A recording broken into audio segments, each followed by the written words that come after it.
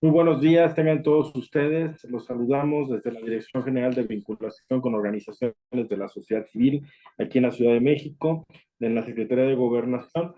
Nos acompañan el día de hoy el licenciado Pedro Chiapas Salinas, Director General de Vinculación con Organizaciones de la Sociedad Civil, que está encabezando esta actividad para poder dar inicio a este grupo de profesores de lujo que estamos teniendo para capacitar a jóvenes estudiantes y también a personas que se dedican al derecho fiscal y a las que no lo hacen, también darles una orientación de cómo trabaja todo lo que es la parte del derecho fiscal, los acuerdos conclusivos. Como parte de esta actividad, estamos teniendo la participación del maestro José Federico Cortés Ríos, que es su delegado en Colima de Prodecon.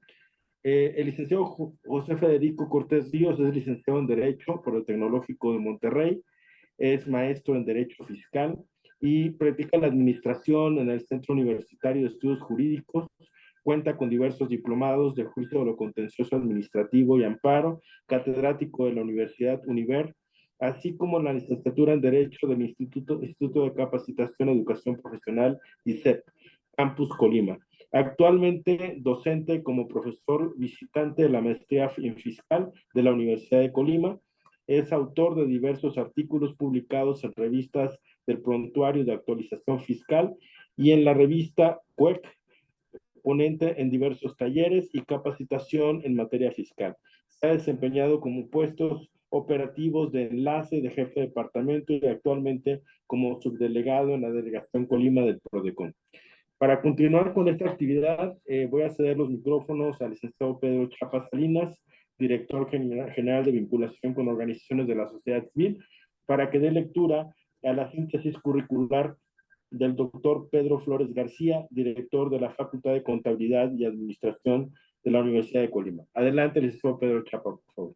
Muchas gracias, muy buenos días a todas y a todos.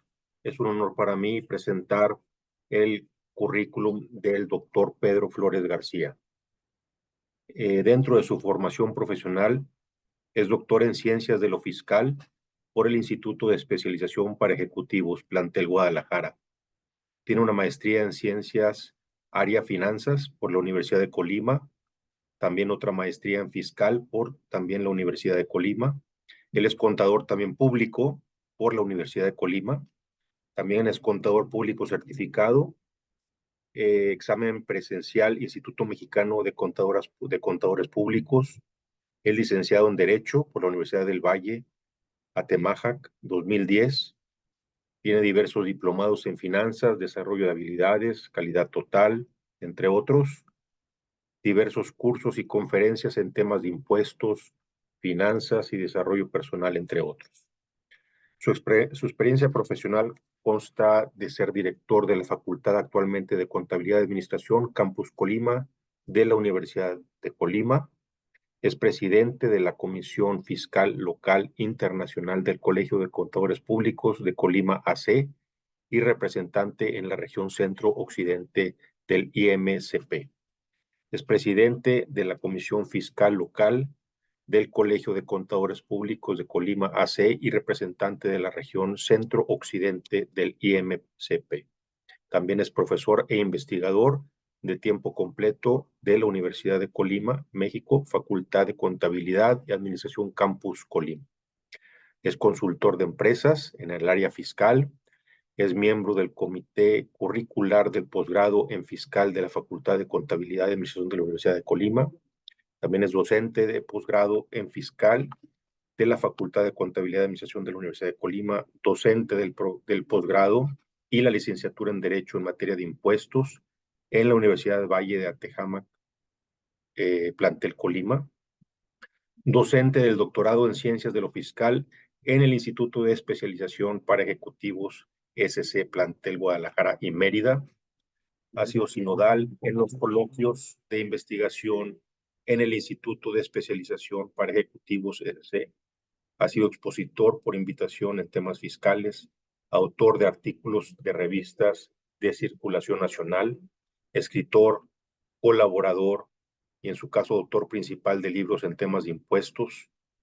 la presunción de la inexistencia de operaciones amparadas en comprobantes fiscales, impuesto a los refrescos y alimentos chatarra a favor de la salud o recaudatorio, reformas al Código Fiscal 2021, entre otros. También es presidente del Consejo de Contadores Públicos de Colima AC del 2008 al 2009, ex síndico en el SAT por el Colegio de Contadores Públicos de Colima AC y por la Universidad de Colima, contador general de empresa del sector de la construcción desde 1992 a la fecha, así como servicios fiscales a diferentes empresas. Estancia de investigación en Colombia en 2006, participación como ponente en las jornadas de actualización 2022 de la Suprema Corte de Justicia de la Nación, Delegación Colima, e invitado como conferencista en temas específicos o como conferencista magistral a nivel internacional en temas de impuestos en universidades de Colombia. Dentro de los premios y reconocimientos que ha recibido el doctor Flores García está la mención honorífica en la obtención del grado de doctor en ciencias de lo fiscal, también mención honorífica en la obtención del grado de maestro en fiscal.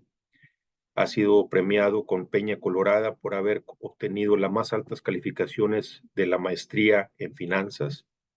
También premio Peña Colorada por haber obtenido la más alta calificación en la maestría de fiscal. Y premio como mejor docente de la Facultad de Contabilidad y Administración por la Universidad de Colima. El doctor Pedro Flores García nos va a estar impartiendo la cátedra denominada el procedimiento del acuerdo conclusivo y la suspensión dentro del acuerdo conclusivo el día de hoy. Muchísimas gracias y bienvenido.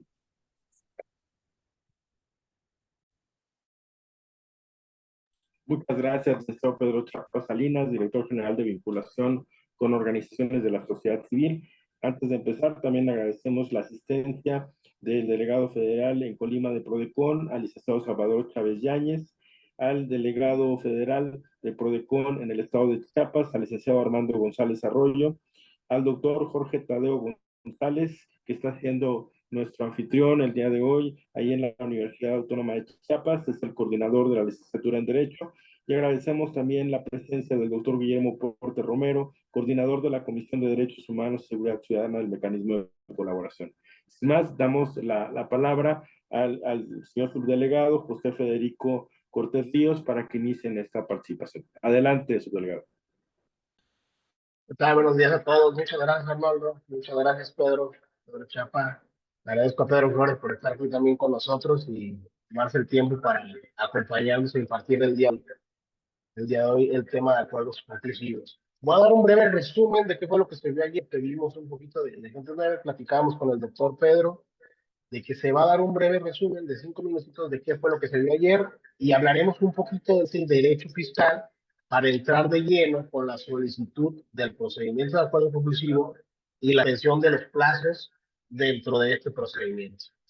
El día de ayer hablamos de lo que hace Prodecon. Prodecon tiene 4 áreas, que es el área de asesoría y orientación, quejas y reclamaciones, representación legal y defensa, y acuerdos conclusivos. El área de asesoría y orientación es el primer filtro que tiene la institución para que los contribuyentes digan cuál es el trámite y cuál es la práctica que ellos tienen.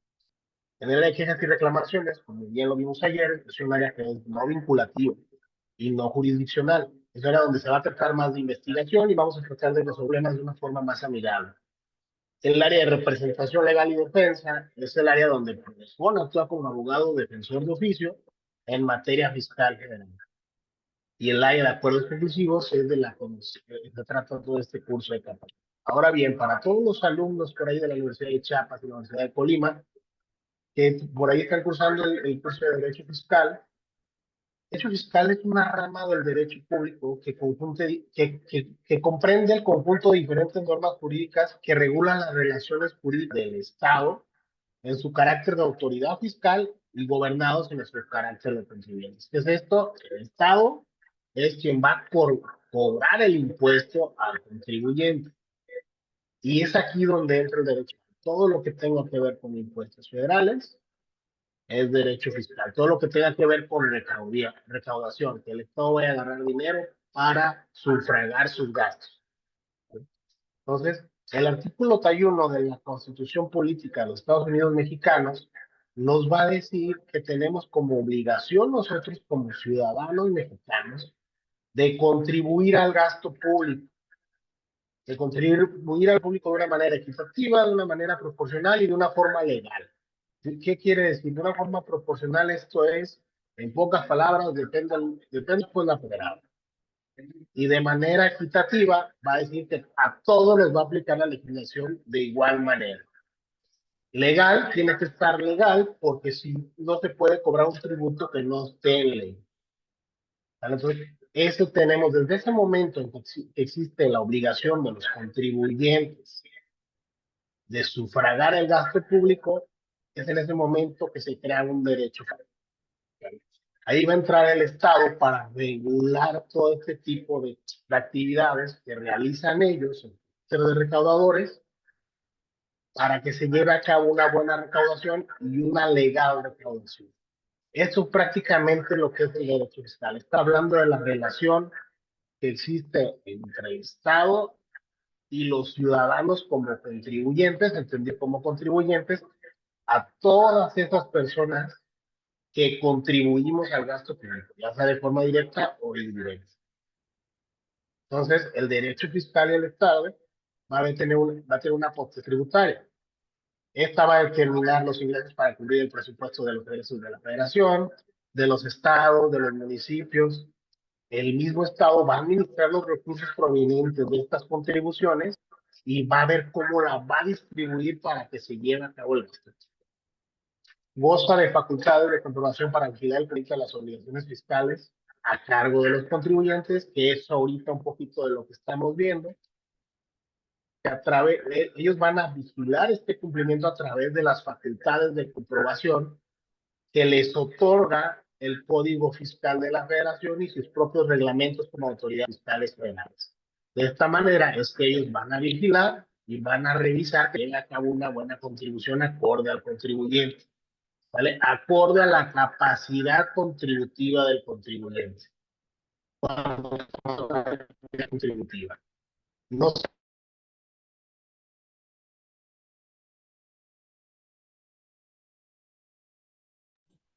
Se fue tu audio tantito, Federico.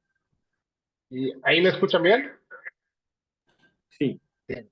Bueno, nos referimos que no van a pagar los mismos, capacidad contributiva nos referimos a que no van a pagar lo mismo un contribuyente que gana $1,000,000 mensuales a un contribuyente, por ejemplo, gana $1,000 mensuales. A eso nos referimos cuando hablamos de capacidad contributiva. Esto es lo que va a cuidar el Estado a través del derecho fiscal y a través de todos los entes públicos federales que se encargan de recaudar impuestos. Pero también no todo es malo, hay que ser conscientes también de la importancia que tiene que contribuyamos al gasto público. Debemos de crear una cultura contributiva entre todos nosotros como ciudadanos para poder tener luz en las calles, para poder tener pavimentar las calles, para tener agua en nuestras casas, porque dijéramos, no, están mal pavimentadas las calles. Eso es un tema en el que no me voy a meter ahorita, pero ya, eso es otra cosa. Al final de cuentas existe un presupuesto para realizar la pavimentación de las calles, existe un presupuesto para que tengas alumbrado público, existe un presupuesto para que ustedes vayan a un colegio público, una escuela pública, para que ustedes les presten esa educación. Entonces, esto es de los muchos beneficios que tienen que contribuyamos, no todo es malo. Decía ayer el doctor Pedro que de lo único que no nos vamos a escapar es de la muerte y de pagar impuestos. También es bueno que empecemos a ver por ahí la importancia que tiene el que contribuyamos al gasto público. No nomás es, nos toca pagar impuestos. Tenemos que ver todos los beneficios que eso trae a los contribuyentes. A nosotros como ciudadanos, el tener un servicio de salud, tener educación, alumbrado público y el agua. Entonces, ceder ya el uso de la voz aquí al doctor Pedro para que continúe con lo que son los acuerdos conclusivos. Ya les di un breve resumen de lo que hablamos en derecho fiscal para alumnos que no han llevado en derecho fiscal. Entonces, esto es lo que hace el derecho fiscal. Va a regular la relación que existe entre el Estado y los contribuyentes como aportadores al gasto público. ¿Vale? Entonces, le cedo el uso de la voz al doctor Pedro Flores para que continúe con la extensión de acuerdo con Sí, gracias. Buen día a todas y todos ustedes. Muchísimas gracias por la invitación y por la oportunidad de llegar. Hoy continuamos con el tema de acuerdos conclusivos.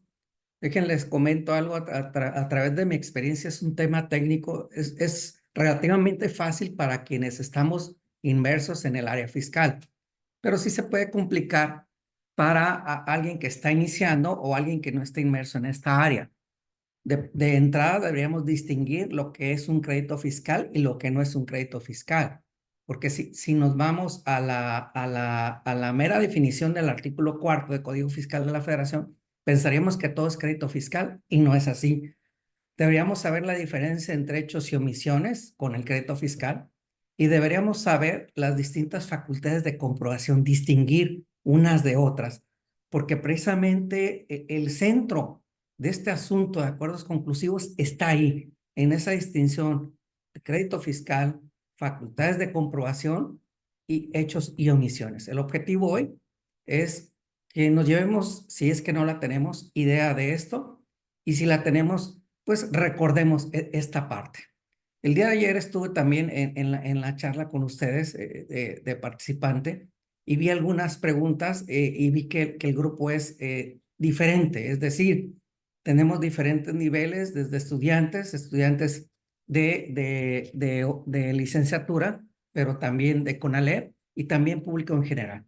Entonces, ayer le comentaba a Federico, sabes que voy a iniciar con una introducción eh, para que todos entremos, tratemos de entrar en contexto, porque muchas veces hacemos referencia al Código Fiscal de la Federación, pero no sabemos ni para qué es, ni por qué el código, ni por qué la diferencia con la ley de renta, y a veces ni siquiera por qué las diferencias entre los distintos impuestos. Entonces voy a dar una pequeña introducción, si me lo permiten. Las contribuciones hay que estar conscientes el por qué y para qué y quién tiene que pagar impuestos. La realidad es que todos de alguna u otra manera pagamos impuestos.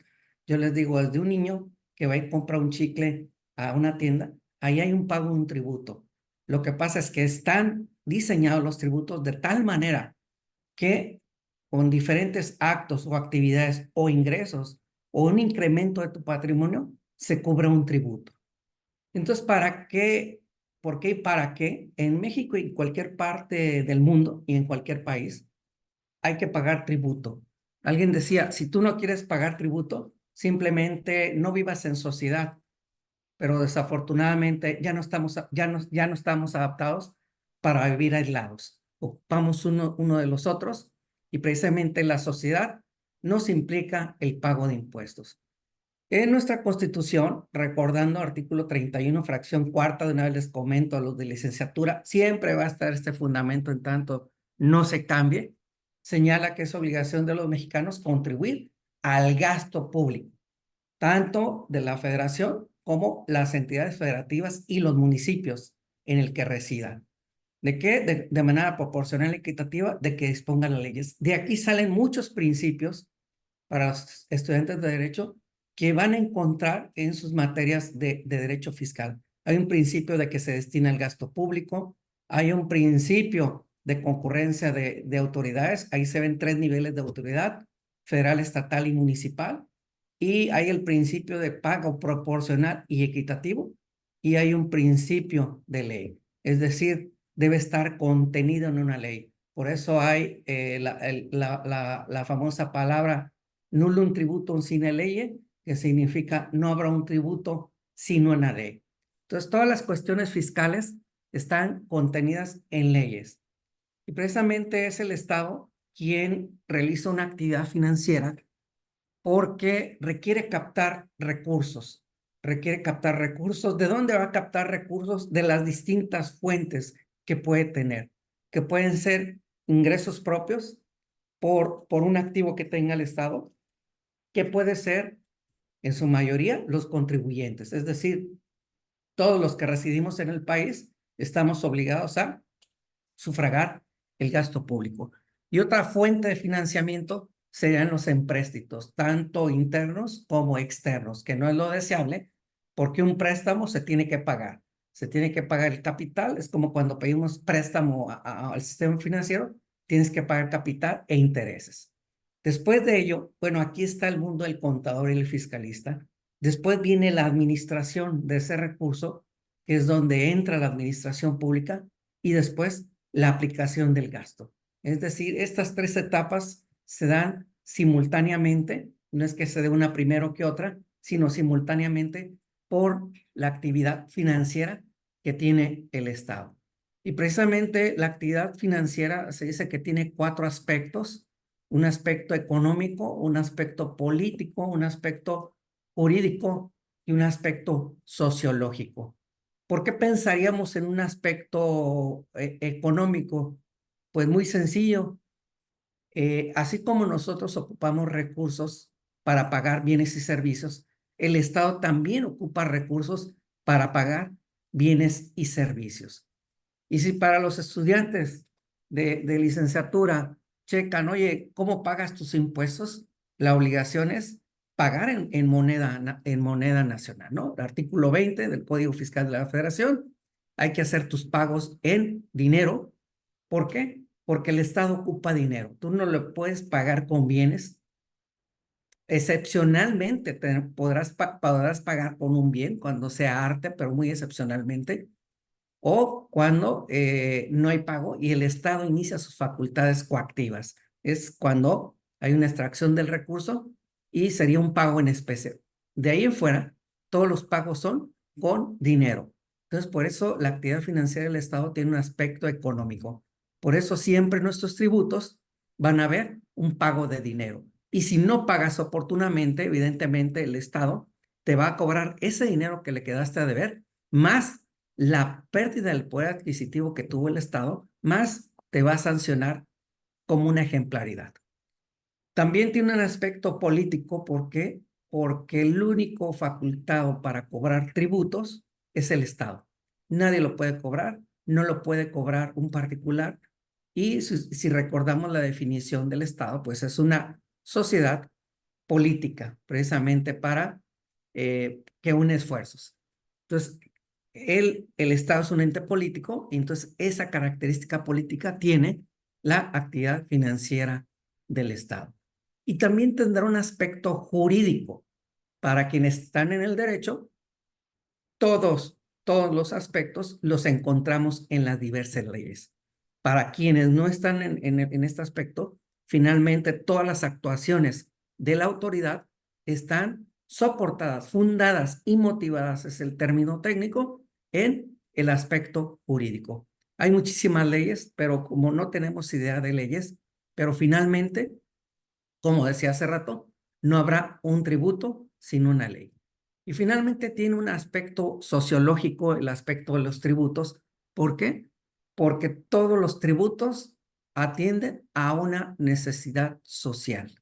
Todos los tributos atienden a una necesidad social, ya sea una necesidad colectiva, una necesidad de alguna población, alguna necesidad en salud pública o atacar una externalidad negativa que nos puede generar alguna actividad económica. Por ejemplo, el problema del tabaco, que tiene su impacto en la salud pública.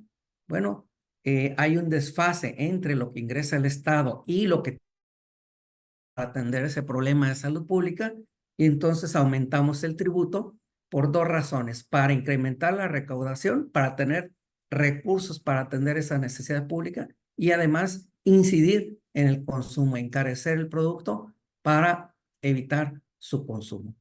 En sí, esos son los aspectos generales de la actividad financiera del Estado. No es tema, todavía no entró a tema, pero se me hizo importante por las preguntas que se hicieron ayer, comentarlo. Aquí para todos es importante saber qué grava el Estado, a quiénes graban, quiénes no pagan contribuciones, sería la pregunta. Lo cierto es que todos pagamos contribuciones porque no solo se graban los ingresos, se graban también o más bien dicho, no solo se graban, también se graban simplemente un signo externo de riqueza. Por eso cuando usted va a comprar al supermercado, pues ahí hay un impuesto que se denomina al consumo, como es el impuesto al valor agregado. O si le gusta viajar, ahí hay un impuesto correspondiente por el uso de esa aeronave. Y si usted compra un inmueble, pues también hay un impuesto. Si se realiza cualquier actividad, por ejemplo, los profesores de esas universidades realizan un esfuerzo físico y mental, por lo cual les pagan, es decir, dan clase, pues hay un ingreso que también el Estado reclama una partecita para destinarlo al gasto público. Entonces, que debe quedar claro que no solo nos grava los ingresos, sino gravará cualquier signo externo de riqueza. Ya sé que me preguntaron, oye, si compro un inmueble y lo quedé debiendo, pues ahí no hay riqueza. Claro que hay riqueza porque tú te endeudaste porque tienes capacidad de endeudamiento y en un momento dado lo vas a pagar.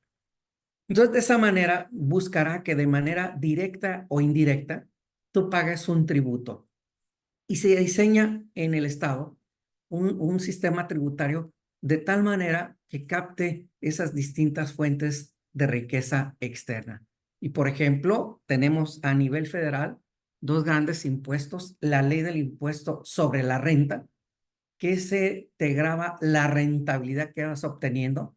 ¿De qué? Pues de un esfuerzo físico. Si hablamos de un empleado del gobierno, de un asalariado, pues él está incrementando su patrimonio porque le está ingresando dinero, pues hay un impuesto que directamente se le quita.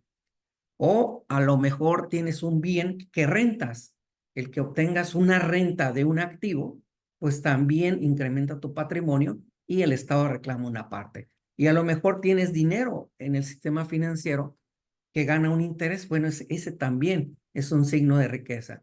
Y a lo mejor realizas actividades comerciales por las utilidades que obtienes, pues hay un incremento en tu riqueza y hay un pago de riqueza.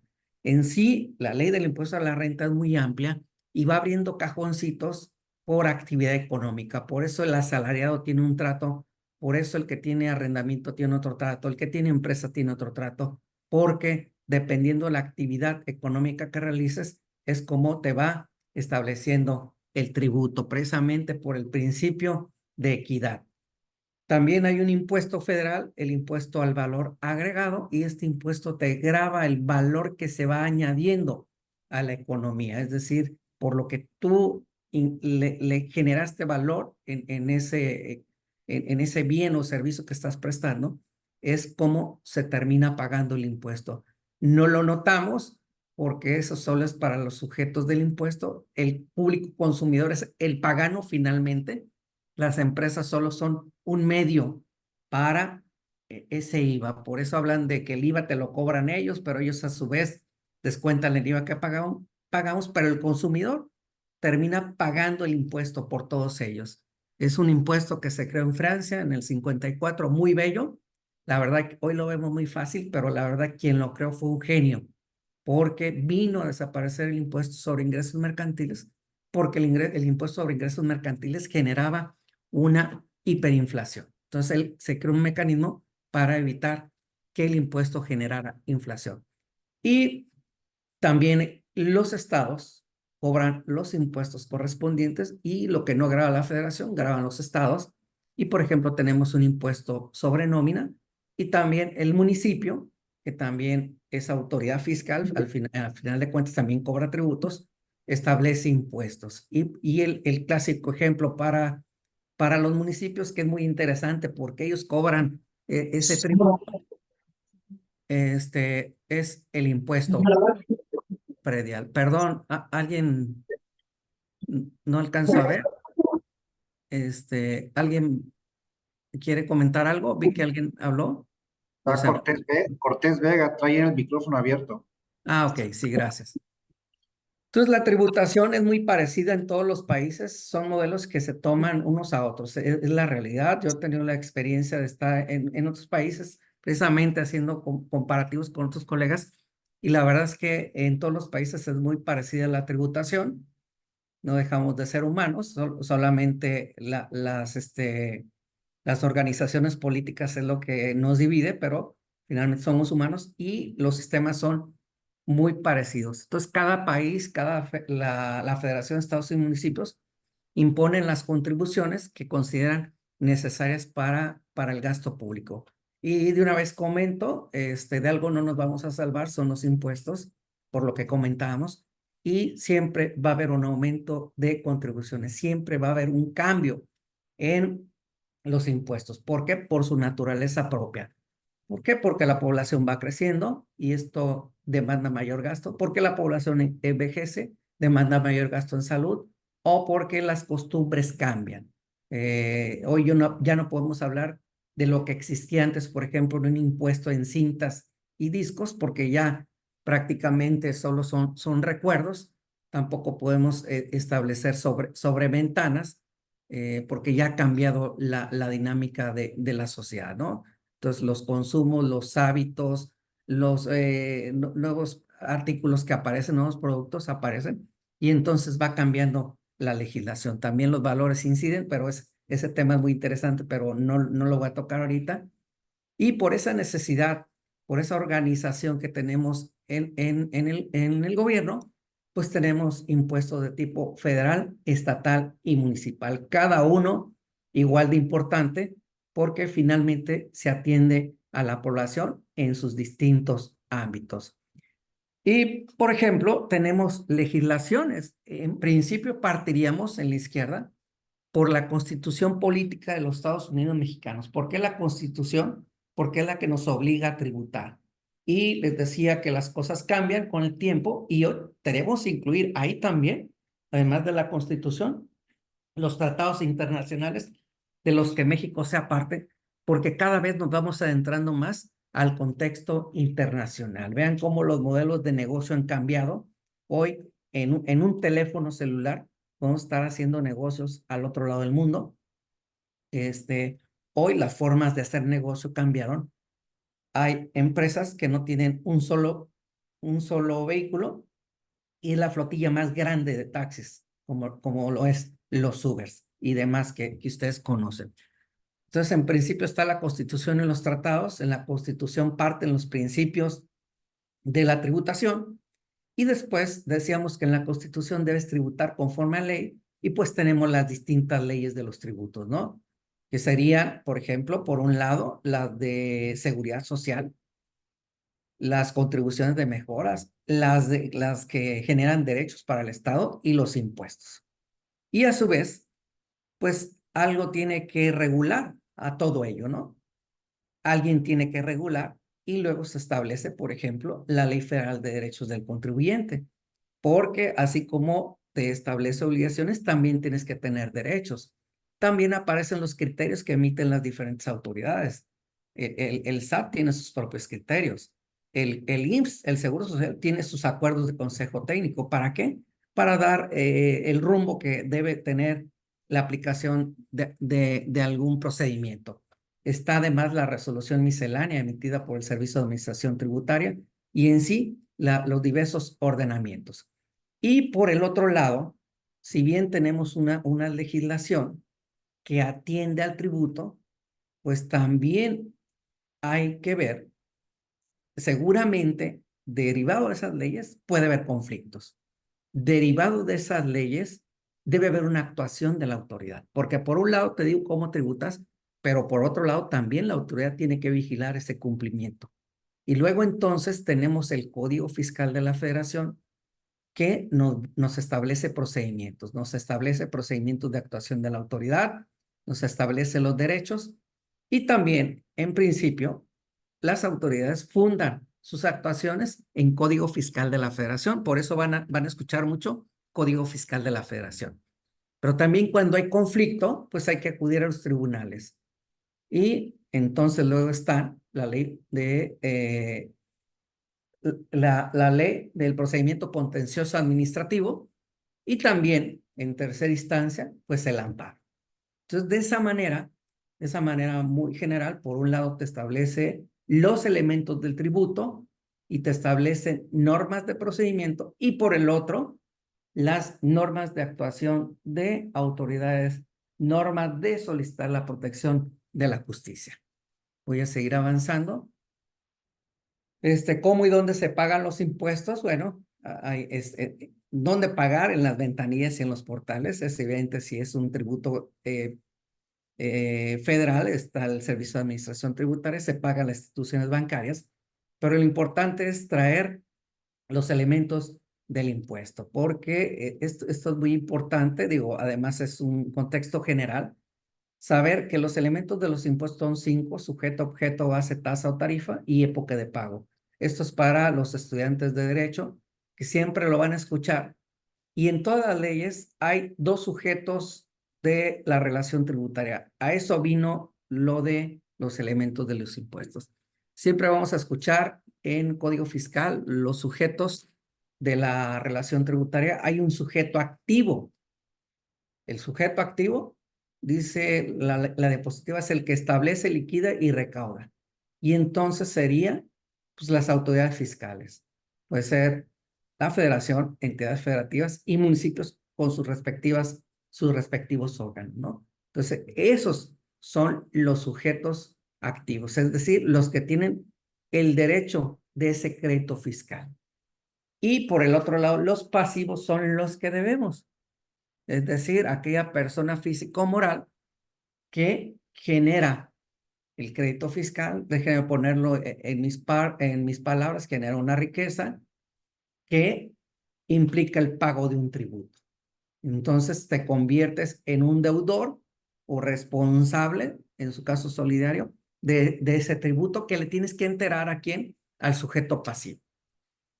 Ejemplo, en el 1, ¿quiénes están obligados al IVA? Ahí dice, todas las personas físicas y morales que en territorio nacional realicen actos o actividades siguientes. Y la ley del IVA te señale cuáles son, ¿no? Pero el mensaje distingue entre sujeto activo y pasivo. Entonces, siempre que hablemos de activo, federación, entidades federativas y municipios. Cuando hablamos de objeto, es en la circunstancia de hecho que motiva el que pague una persona. Ejemplo, en IVA, el objeto sería enajenar un bien. Es decir, déjenme pensar en sus entidades federativas donde estén, déjenme pensar, Walmart, seguramente hay en todas, pues por enajenar un bien, déjenme pensar una llanta, pues es la venta de esa llanta es objeto de un tributo. Este es un ejemplo. Y también en los impuestos hablamos de las bases, que es la cantidad a la que se le aplica la tasa o tarifa. La tasa o tarifa, que es diferente. La tasa es 1% y la tarifa son unos rengloncitos que contienen varias tasas y varios impuestos, ¿no? Que en su momento los estudiantes de Derecho lo podrán ver. Y en materia de rentas, el de la izquierda, tenemos ingresos y deducciones. Deducciones van a ser tus gastos y al final la operación aritmética suma-resta te va a dar una base de impuesto. Obviamente los ingresos que te configura la legislación y las deducciones que te permite la autoridad que cumplan los requisitos. Es decir, no siempre te va a permitir deducciones. Ejemplo, el asalariado, que muchos de aquí puede haber asalariados, no tiene deducciones por ser asalariado. Las únicas son por el ser, las personales, el gasto médico, dental, hospitalario. Pero en sí, no puedes decir, gasté tanto por trasladarme a la oficina, no puedo decir, gasté tanto de gasolina, no le sería aplicable. Entonces, depende la actividad que realices, tendrás una deducción. Y por el otro, el del lado derecho es el IVA. El IVA no te cobra sobre utilidad o sobre un ingreso, sino sobre un acto o una actividad. Es decir, no importa que te dediques o no, simplemente por haber hecho un supuesto de ley, se puede generar un impuesto. Ejemplo, oye, fui al extranjero y regresé con mercancía más allá de la franquicia personal que te permite, me tocó semáforo rojo. Híjole, la ley de IVA dice que la importación de mercancías. Oye, es que yo soy turista. No. Realizaste un acto. La importación, ahí hay un tributo. En términos generales, así está la legislación. Y veíamos lo de tasa o tarifa que ya lo comenté. Bueno, y todo esto, ¿quién lo revisa? Pues depende. La autoridad competente, es decir, habrá que ver la competencia de la autoridad y será la que te revise. En algunos casos es el SAT, en otros casos puede ser el Seguro Social, en otro caso una autoridad coordinada, etc. Depende quién tenga esas facultades, te revisará. Pero para poder revisar, aplica en principio Código Fiscal de la Federación. Y habrá que preguntarse, bueno, ¿qué diferencia con las leyes de renta y de IVA para los estudiantes de Derecho? Muy sencillo. Hay cosas que son comunes, por ejemplo, para la ley del IVA y la ley de ASR. Por ejemplo, no pague en tiempo. Si no pagas en tiempo, se generan accesorios. Si pusiéramos en cada ley cómo se calculan los accesorios, pues serían leyes interminables. Hoy es el mismo procedimiento. Mándalo a un código, que es un conjunto ordenado que aplica varias leyes. Y en el código que tenemos, ya para pasar a nuestro tema del día de hoy, pues tenemos 6 títulos, perdón, 6 títulos. Ahora sí que como las tesis que van a hacer seguramente, son títulos y serían como cajoncitos de lo que trata. Y el Código Fiscal tiene 6 y en el primero son disposiciones generales. Se abre un segundo para los derechos y obligaciones de los contribuyentes, sin olvidar que hay una ley expresa, chiquita, pero finalmente ley expresa, de Ley Federal de Derechos del Contribuyente. Me voy a brincar la tercera. Está una sexta que estaba derogada, la incluyeron hace poco, seguramente 2 años, y es para evitar la planeación fiscal internacional agresiva, los esquemas reportables. Y del 3 al 5, pues tenemos el marco de actuación de las autoridades. Tenemos las facultades de las autoridades fiscales, ahí se encuentran. Y además, en la relación tributaria podemos incurrir en infracciones y delitos fiscales. Si queremos buscar un delito fiscal, aquí lo vamos a encontrar en el cuarto, en el título cuarto. Y en el título quinto, ¿qué encontramos? Procedimientos administrativos, es decir, la autoridad no tiene voz, lo único que nos manda es escritos. Oye, para comunicarnos con la autoridad, ¿cómo tiene que ser? Bueno, ahí está un procedimiento administrativo. Oye, si la autoridad tiene necesidad de realizar un embargo, ¿dónde está? Pues ahí es un procedimiento administrativo, es decir, todas las actuaciones de la autoridad las enmarcamos dentro de, o las podemos llamar, procedimiento administrativo. En sí, esto sería a grandes rasgos esa parte introductoria. Si alguien tiene alguna duda, con muchísima confianza. Disculpe, doctor. Martina Velázquez levantó la mano. Perdón. Sí. Ya. A ver, Dígame, son Martina. Buenas tardes. Buenas tardes, Martina. Casi no la veo, ¿eh? Buenas tardes, mi nombre es Ariel. Sí, Ariel. Sí, Ariel, dime. Sí, quería ver si puede regresar las diapositivas en elementos de los tributos. Con gusto. Si tienes la duda, puedes irmela planteando, ¿eh? ¿Puedes activarlo otra vez? Déjame hallar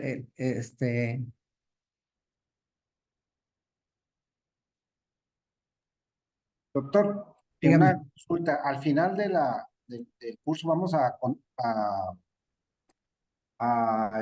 pasar la presentación, ¿verdad? Para que la tengan ellos. Sí, déjenme nomás, A compartirla, pues. sí, permítanme un segundito. Perdón, ¿qué se ve ahorita en su pantalla? La presentación de fijación de la controversia de Prodecon. A ver, déjenme, es que al abrir otro se me hizo bolas, pero si gusta vayan planteándome la duda para no agotar el tiempo porque todavía nos falta entrar a la materia. Y Ponchito, ¿y dónde vas a entrenar? ¿Le dan una rutina? Disculpe, doctor. Aranza Natalie también levantó la mano. Sí, vayan haciéndome las preguntas, por favor. También si las quieren escribir en el chat de Zoom, adelante. Y las Sí, vamos leyendo. sí, sí, miren, ¿qué les parece? Si avanzamos y al final las veo, si no, y me comprometo, pónganme su correo a responder todas, o ahorita les voy a proyectar mi correo y todas se las contesto. ¿Les parece? Sí, también, doctor, sabes que al final va a ser como el curso de ayer, al final va a haber un espacio para preguntas y respuestas. Sí, muy bien.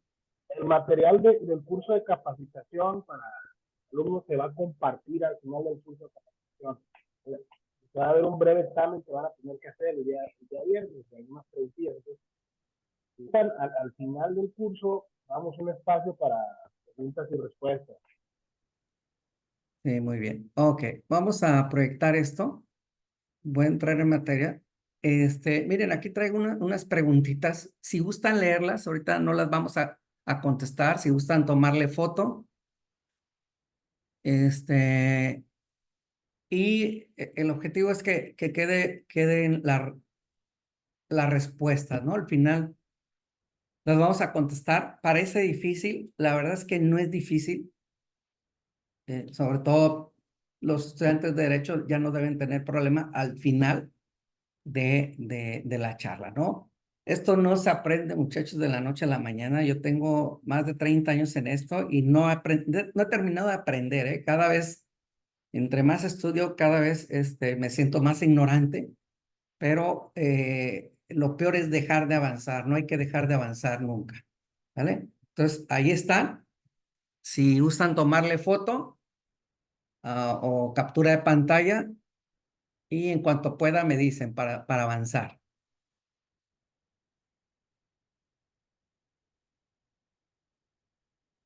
Bueno, ahí está mi correo para que tomen nota y si tienen alguna duda con toda confianza, ¿eh? Este es 0 número, ¿eh? No es O, es 0. Ya quedó. Gracias. Perfecto. Ok, vamos a proyectar. Déjenme cerrar esta.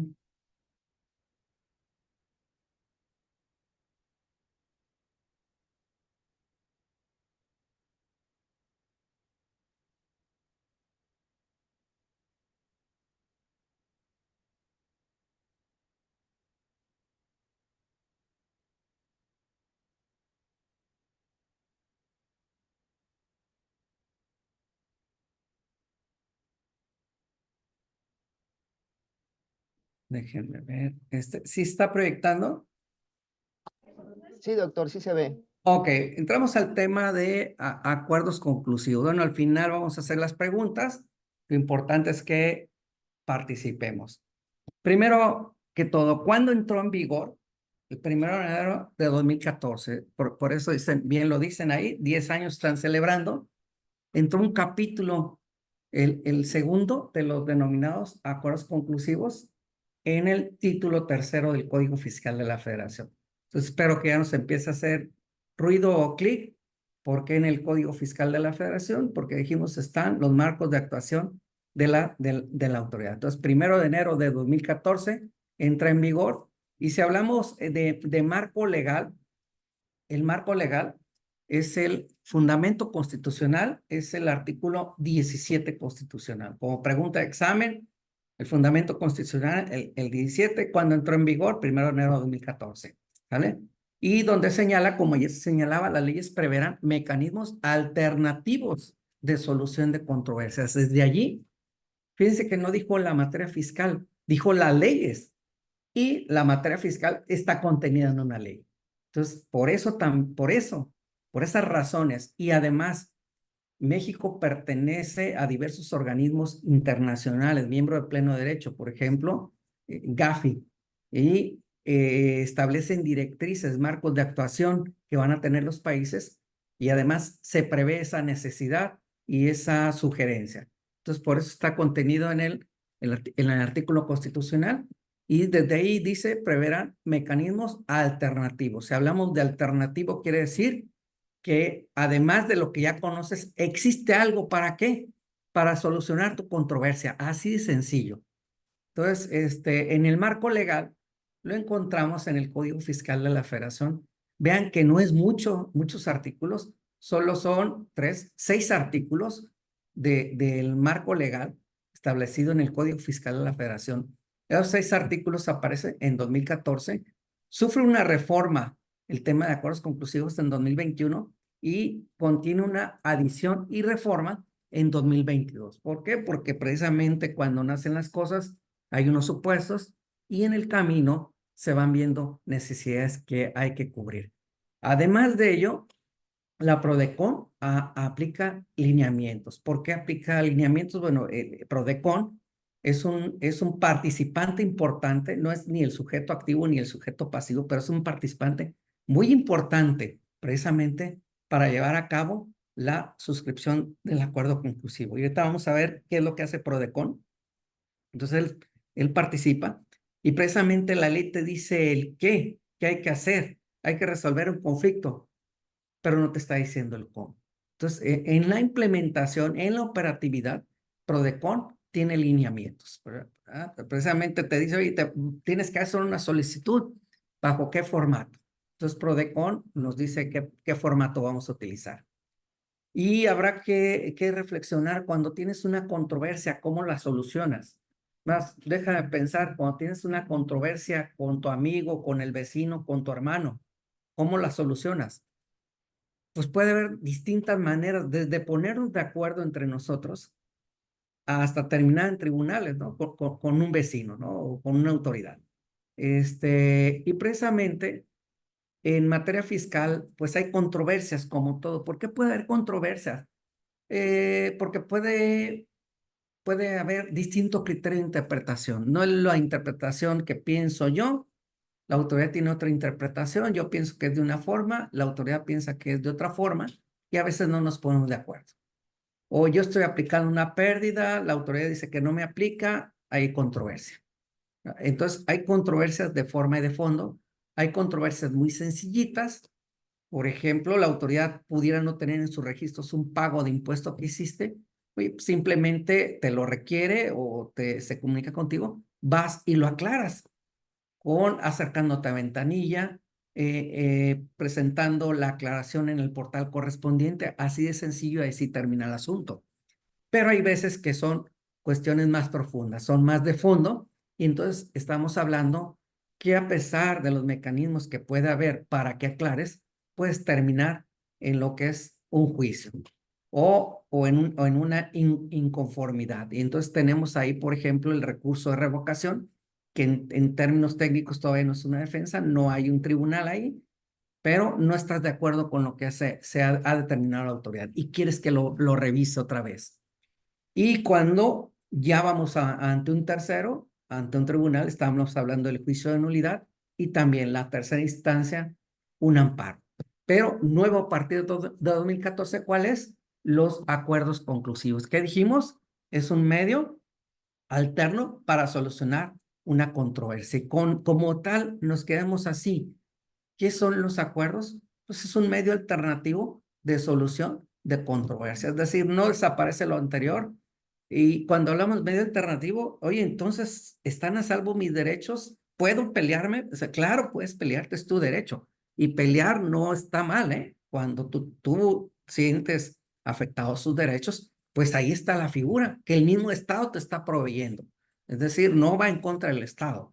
El Estado sabe que alguna instancia tú puedes no estar de acuerdo con una autoridad fiscal. Bueno, entonces te da esos elementos el Estado, un tribuno para solucionar tus diferencias. Y entonces este sería un medio alterno y ojo, con no adversarial. Ahí lo puse en mayúsculas, no adversarial. Cuando dos boxeadores se suben al ring, se habla de un adversario. Uno es adversario del otro y en medio está el referee. Ah, pues no suben a pelear los dos. Es decir, no tenemos un adversario. Cuando platicamos, es como cuando llegamos con la mamá, no estamos de acuerdo con el hermano y la mamá dice, pónganse ustedes de acuerdo. ¿Qué es lo que hablamos? Todavía no es pleito. Vamos a tratar de platicar. No vamos a ser adversarios, simplemente vamos a tocar el punto para ver si llegamos a un acuerdo. Entonces, cuando hablamos de no adversarial, No es un pleito como tal, no hay adversario, no hay tribunal. Simplemente es acordar. Es decir, cuando hablamos de acordar es en tratar de encontrar una solución en común. Entonces, por eso se habla de que tiene una naturaleza eminentemente conciliatoria. No hay pleito y solo hay 3 participantes. Sujeto activo, ¿quién sería? La autoridad fiscal, revisora. El sujeto pasivo, los contribuyentes. Y el tercer participante sería la Procuraduría de la Defensa del Contribuyente. Es entendible que haya el sujeto activo y el pasivo. Oye, pero ¿qué hace la PRODECON? ¿Cuál es su papel? Es muy sencillo. La PRODECON va a ser el facilitador, el mediador y el testigo. Yo siempre lo he dicho, es el testigo de lujo. Él no va a decidir, PRODECON no decide nada. Únicamente es como cuando traes un problema imagínate, estás chiquito, traes el problema con tu hermano, la mamá te dice, pónganse de acuerdo, se ponen de acuerdo en común quién va a utilizar la bici qué días, y ahora sí la mamá dice, ahora sí, vamos a anotar qué día Pepito va a utilizar la bici, qué día Juanito. Y al final firmamos los 3. Y la mamá es el testigo de lujo. Ahí no puede ser que Juanito dijo que Pepito y Pepito dijo lo que otro. No, la mamá es el testigo de lujo. Entonces buscará a esa mamá, que es la PRODECON, para efectos, en sentido figurado, buscará la creación de la voluntad entre las partes, de ese acuerdo común. Y al final, ¿qué es lo que busca el Estado? Al final, que el contribuyente regularice su situación fiscal. Esto es muy importante. Puede no haber conflicto. Oye, pero quiero regularizar mi situación fiscal. Bueno, para eso también está la figura. De hecho, si vemos la exposición de motivos para los alumnos de Derecho, ahí viene la exposición de motivos. ¿Cuál es el objeto de esta figura? Y en el fondo es regularizar la situación fiscal. ¿Por qué? Porque al Estado no le conviene. Ayer lo comentaba en la apertura en la inauguración. Esta es una conveniencia generalizada. Es muy desgastante llevar un juicio. Primero, la moneda está en el aire. Nadie puede decir que ha ganado. Es decir, no basta tener la razón de ser un buen maestro, sino que te la concedan, ¿no? Entonces, nadie tiene nada ganado. Segundo, recargos y actualización, si es a perder, siguen corriendo. Tercero, hay que garantizar el interés fiscal. Y para el Estado también le cuesta, ¿eh? El Estado tiene que pagar su estructura jurídica. Está distrayendo su estructura jurídica atendiendo los casos. Entonces, oye, qué mejor. Yo creo que como abogados, ustedes, estudiantes de Derecho, yo creo que todos hemos tenido alguna sentencia a nuestro favor, pero no la podemos ejecutar porque el tipo no tiene bienes, ya no tiene nada que embargar, ya no tiene nada. Entonces el Estado igual, oye, ¿para qué quiere llegar a tener una sentencia favorable si al final se va a agotar la fuente de trabajo? Entonces, para evitar llegar a esos extremos que no le conviene a nadie, está la figura de acuerdos conclusivos. Recordemos que el crédito fiscal es de los más caros incluso que, me atrevo a decir, que los créditos personales. Y entonces hay principios que rigen, dijimos, el objetivo es que haya un acuerdo de voluntad de las partes ante una diferencia que tengas con la autoridad. ¿Qué tipo de diferencias? Ahorita lo vamos a ver. Y precisamente hay principios que rigen a estos acuerdos conclusivos y la finalidad, no me voy a meter en rollos, es que haya certeza para las partes. Y cuando habla certeza para las partes, yo siempre he dicho, en la práctica, pues tengo más de 30 años de práctica, siempre que tenemos una auditoría, es evidente que tenemos que hablar con los auditores y tratar de llegar a un acuerdo. Al final, caray, si él dice, oye, esta factura no es, y yo digo, sí es, pues al final siempre se llega a un acuerdo, ¿no? Para eso te llaman, porque a veces la autoridad no tiene cierta información que tú tienes, pero eso se hacía platicadito. Y yo les he dicho, qué bueno que apareció esta figura, porque ¿qué dijimos que es la PRODECON? Un testigo de lujo. Ahí ya hay certeza jurídica para las partes, tanto para el sujeto activo como para el sujeto pasivo. Es decir, un tercero ha consignado la voluntad de las partes. Y nadie Nadie se puede rajar, excepto, no me voy a meter ahorita, se trata de hechos falsos, ¿no? O hay una lesividad al Estado por los hechos falsos. Pero no voy a abarcar ese punto porque sigue para otro expositor. Y entonces ya en el Código Fiscal de la Federación se abre el capítulo 2 de los acuerdos conclusivos. Oye, ¿qué debo hacer? Pues dice el texto muy sencillito. Y aquí me vine al texto para los estudiantes de Derecho y para los demás voy a tratar de explicarlo. Dice, cuando los contribuyentes sean objeto del ejercicio de facultades de comprobación a que se refiere el artículo 42, fracciones 2, 3 y 9 de este código, y no estén de acuerdo, fíjense, no estén de acuerdo con los hechos o omisiones asentadas en el último acta parcial, acta final, oficio de observaciones, resolución provisional, que pueden entregar el cumplimiento de disposiciones fiscales, dice, podrán optar por solicitar la adopción de un acuerdo conclusivo. Ojo, dicho acuerdo podrá versar sobre uno o varios hechos o omisiones y será definitivo en cuanto al hecho u omisión que verse. Ok, fíjense, en tan poquitas líneas dice un montón de cosas. Si no lo llegamos a entender, no se preocupen, se ocupa mucho tiempo, mucha práctica para llegar pues a desentrañar esto que la verdad está muy sencillo. Y primero que pudiera decirles, oye, puede ser sobre uno o varios hechos o omisiones, es decir, a lo mejor son 10 observaciones que te hace la autoridad y tú nada más estás en acuerdo en 5 y desacuerdo otras 5. Ah, pues nada más atacas las 5 en las que no estás de acuerdo. Otra cosa que les puedo resaltar, aplica cuando se ejerzan facultades de comprobación. ¿Cuáles? Todas, no todas, nada más tres facultades de comprobación. Es decir, la autoridad tiene facultades precisamente para revisar el cumplimiento, pero únicamente te va a ser aplicable cuando sean esas 3, las fracciones 2, 3 y 9 que ahorita vamos a ver, ¿vale? No esté de acuerdo con hechos y omisiones. Bueno, ¿qué son los hechos y omisiones? Para empezar, en la última acta parcial final y oficio. Oye, ¿cuál es la diferencia entre acta parcial, acta final, oficio de observaciones y cuál es la diferencia con resolución provisional? Entonces, todo esto lo vamos a desentrañar. Voy a pretender desentrañarlo para que nos quede un poquito más claro. La pregunta es, ¿aplica para créditos fiscales? Pónganla en su mente si aplica o no para créditos fiscales, porque esto es muy importante. Un contribuyente, por ejemplo, a los que estudian Derecho, puede llegarles con el crédito fiscal. Oye, pues escuché una plática, vamos adoptando un acuerdo conclusivo. Ojo con eso.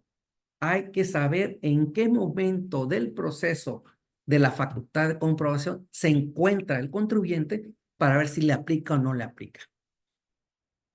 ¿Cómo saber cuándo me aplica? Es bien sencillo en principio, pero lo tenemos que desmenuzar. Esto es como el pescado, se come poco a poco para entenderlo. Es muy sencillo hasta 3 preguntas. ¿Eres objeto de facultades de comprobación del 42 fracción 2 del código, 42 fracción 3 del código, 42 fracción 9?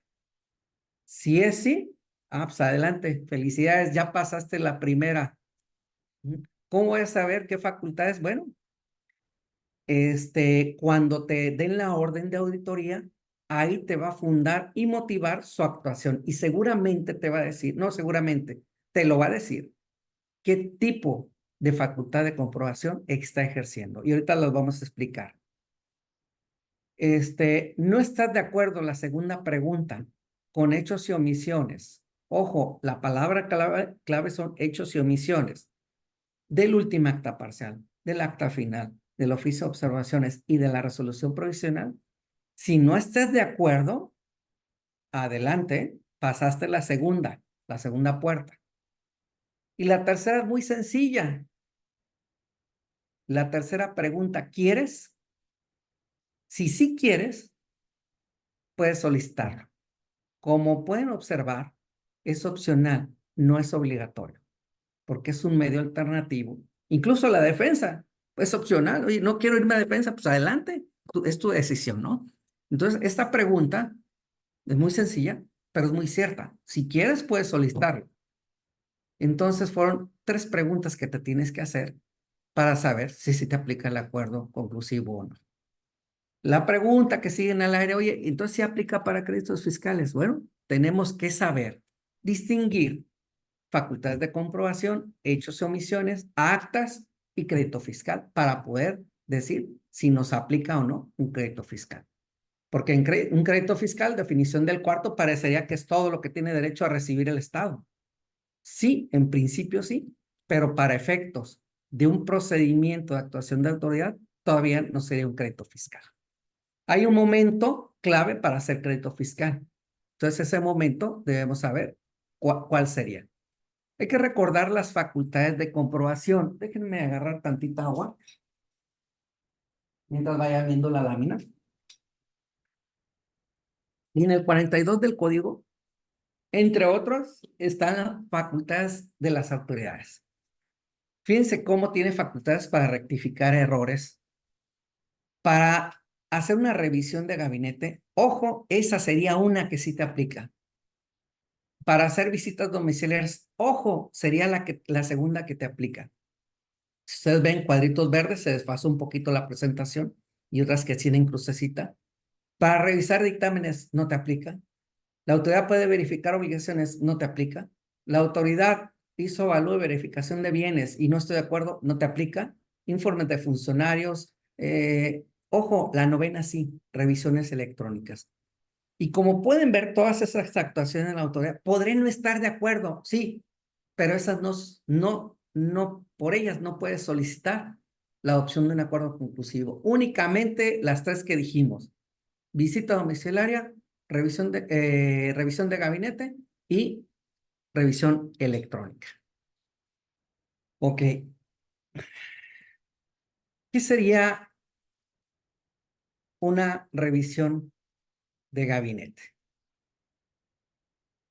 Miren, cuando te van a hacer la autoría tiene 3 medios para hacerte una auditoría fiscal. ¿Qué es una auditoría fiscal? Ir a revisar si pagaste correctamente, en términos muy generales. Ok, puede hacerlo a través de lo que se conoce como revisión de gabinete. ¿Qué sería una revisión de gabinete? En lugar de ir a las oficinas del contribuyente, le pide al contribuyente que lleve la documentación a las oficinas de la autoridad. Déjeme pensar si es el SAT. El SAT les va a pedir que lleven la documentación a sus oficinas y ahí va a realizar la auditoría, no en el domicilio del contribuyente. ¿Por qué? Por muchas razones. Entonces, dentro de sus oficinas, el SAT hace la revisión. Ok. Ella tiene 12 meses para realizarte la revisión, pero va a llegar un momento en que te tiene que decir qué es lo que encontró. Es decir, a ver, no declaraste tal factura. Ok. Y tiene que haber un espacio para que te lo hagas saber y tiene que haber un medio para que te lo hagas saber. Para hacértelo saber, el medio es el oficio de observaciones. En el oficio de observaciones hay una correspondencia. Cuando hablamos de revisión de gabinete, el documento técnico que emana donde te hace sabedor de lo que ella encontró se llama oficio de observaciones. Con ese oficio de observaciones te va a decir qué encontró ella y tienes 3 cosas por hacer. Desvirtuar hechos y omisiones. Es decir, no, mira, fisco, esa factura que tú dices sí la declaré. Aquí está. Entonces lo desvirtúas. La segunda, dices, fisco, tienes razón, me voy a apurar y voy a presentar las declaraciones complementarias y voy a pagar el impuesto. Y la tercera es no hacer nada. Es decir, ni desvirtúas ni pagas, simplemente no haces nada. Tú tienes un plazo de 20 días para ello. De no hacer nada, seguirá otra consecuencia. ¿Qué consecuencia? Te va a emitir un oficio de liquidación, donde ya te está poniendo con pesos y centavos a cuánto se traduce ese hecho y omisión. Fíjense cómo es diferente hecho y omisión respecto a cuantificar aquí. Ok, ese es el oficio de observaciones en ese tiene un año para hacer la revisión. Una vez que hace la revisión, te va a emitir un documento que se llama Oficio de Observaciones. En el Oficio de Observaciones te va a sentar los hechos y omisiones que ha encontrado. Y tú puedes desvirtuarlo, puedes corregirte o puedes no hacer nada. ¿Ok? Si no haces nada, se emite un documento que se llama Oficio de Liquidación. La visita domiciliaria sería otra manera de facultad de comprobación. Y esa es como las pizzas a domicilio. Es decir, la auditoría va y la va a desahogar en el domicilio fiscal, en el domicilio del contribuyente. Ok. Ahí no se llama oficio de observaciones. El documento se llama acta parcial o acta final, es decir, las actuaciones de la autoridad se asientan en actas y al final se emite una sola y la misma naturaleza te da 20 días para desvirtuar la información, para desvirtuar lo que has sentado de hechos o omisiones, para corregir tu situación fiscal o para no hacer nada. Y si no haces nada, se habla de un consentimiento a lo que la autoridad dice y entonces la autoridad, ¿qué va a pasar? Pues no le va a quedar más que irte a cobrar. Si tú no haces nada, no pagaste, no corregiste, ¿qué te queda? Pagar es como un deudor. Alguien que hizo un crédito, van y le tocan la puerta, oye, aquí debes. Pues o acredita que pagó o paga en ese momento. Y si no paga, ¿qué va a seguir? Pues el procedimiento para liquidar, para el Estado cobrar.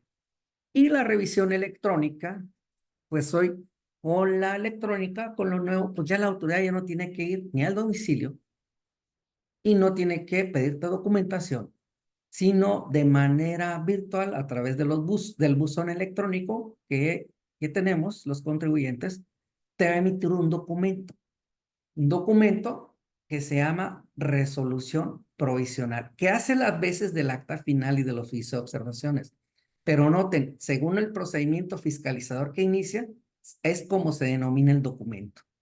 Y la resolución de liquidación provisional es como su nombre lo indica, una resolución de tipo provisional.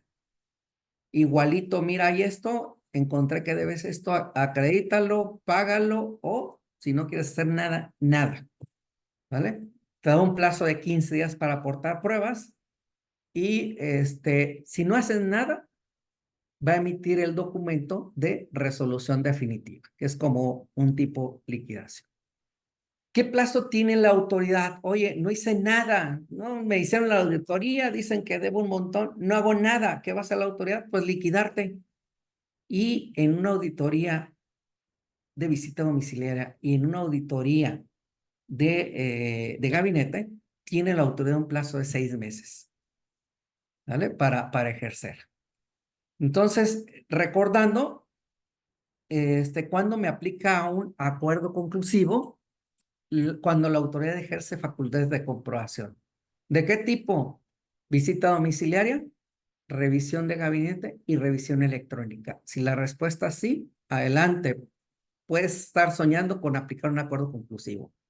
¿No estás de acuerdo con hechos y omisiones consignados en esos documentos que te hizo sabedor? Si no estás de acuerdo, tu respuesta es que efectivamente no estás de acuerdo, adelante. ¿Quieres? Puedes optar. La pregunta es, ¿se aplica para créditos fiscales?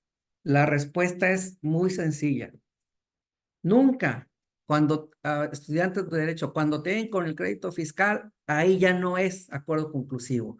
Ahí te tienes que ir a un medio de defensa. ¿Sale? Cuando te lleguen con el oficio de observaciones, las actas o el oficio provisional, pues ahí es donde precisamente se abre el espacio para que lo aclares con la autoridad fiscal, por ejemplo, con el SAT o con el IMSS. En ese espacio que todavía, antes de que se rompan las lanzas, en el espacio que te da para que le desvirtúe, es el momento en el que puedes acudir con la PRODECON y celebrar un acuerdo conclusivo. Cuando pasas a esta etapa de liquidación, aquí, señores, ya no hay nada que hacer más que irte a un medio de defensa. Debe quedar bien claro lo siguiente, que no aplica a los créditos fiscales. Debe ser antes de que se determine este. ¿Cuándo te va a dar el crédito fiscal? Cuando, a pesar de las observaciones que te hizo y que te dio tiempo para que las subsanaras, no las subsanaste. Luego entonces se abre un espacio para que la autoridad emita el oficio de liquidación. Y en el oficio de liquidación te va a decir con pesos y centavos cuánto le debes. Y ahí sí, cuando te llegue eso, ya no hay. ¿Sale? Entonces, debe ser antes de que te termine el crédito fiscal. ¿Cuánto antes? ¿Cuándo puedo optar? Ustedes me preguntan, oye, ¿y entonces cuándo puedo solicitarlo? Lo que sí ya sé es que cuando se me fue el plazo para desvirtuar, después de ido ese plazo ya no puedo hacer nada. Es defensa en su caso.